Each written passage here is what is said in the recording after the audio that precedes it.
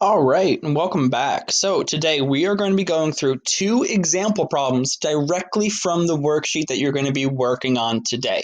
So without further ado, let's talk about how to find slope between 2 points.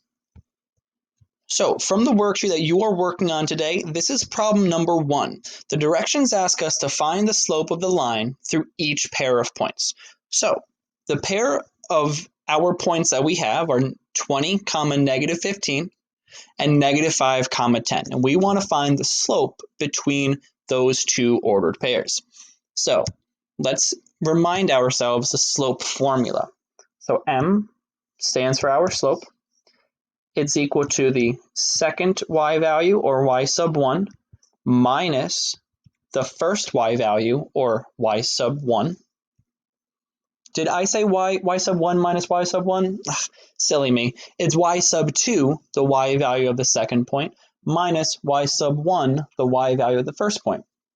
It's then divided by x sub 2, the x value of that second point, minus x sub 1, the x value of our first point. So let's go back to our coordinate points and let's identify what are x sub 1, y sub 1, x sub 2, y sub 2. Even as a teacher, in any topic, for any level, for any question that I have involving slope between two lines, I'm always identifying. I want to write out what the x value of my first point is, the y value of my first point, the x and the y value of my second point. That way, when we go to plug in to our equation or our formula, it's going to be a heck of a lot easier. So our first ordered pair is 20, negative 15. Remember, our ordered pairs are always, always, always x, y. You got to walk before you can fly. X, y. 20 is going to be the x value, and negative 15 is the y value. Now this is our first point, so this is going to be x sub 1 and y sub 1. Our second coordinate point is negative 5, 10. So negative 5 is the x value, 10 is the y value. This is the second point, so it's going to be x sub 2 and y sub 2. Now that we have identified our x's and y's, all we have to do now is substitute back into the equation. So let's just highlight some things. My y sub 2, well, my y sub 2 is 10. So my first value is going to be 10. And it's going to be minus y sub 1. Let's put that in green. I see y sub 1. It's going to be negative 15. So I'm going to put that negative 15 inside parentheses because we don't want to have double dashes, right? We are not Mario Kart. We don't want to have double dashes. We want to write properly in our mathematics. That's divided by x sub 2, the x value of my second point, which looks to be negative 5,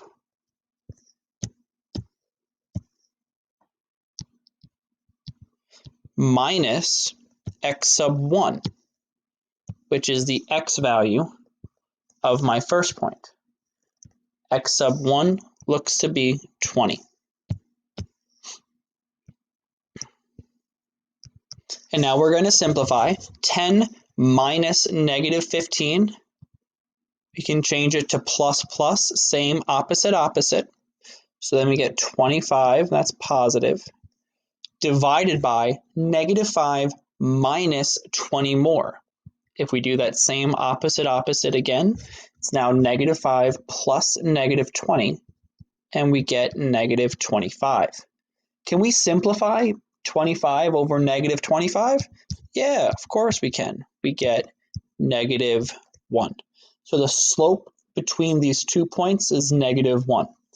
Awesome. Great job. Let's keep it going. Problem number 2 on your worksheet again asks us to find the slope of the line through each pair of points. We have negative 8, 14 and negative 3, negative 14. So let's calculate the slope between these points. Again, just like always, we're going to write out the slope formula. Y sub 2 minus y sub 1 over x sub 2 minus x sub 1. We always want to write it because all we need to do is substitute in the values after we label. So let's go back and label. The first coordinate point is negative 8, comma 14. Negative 8 is the x value of our first point.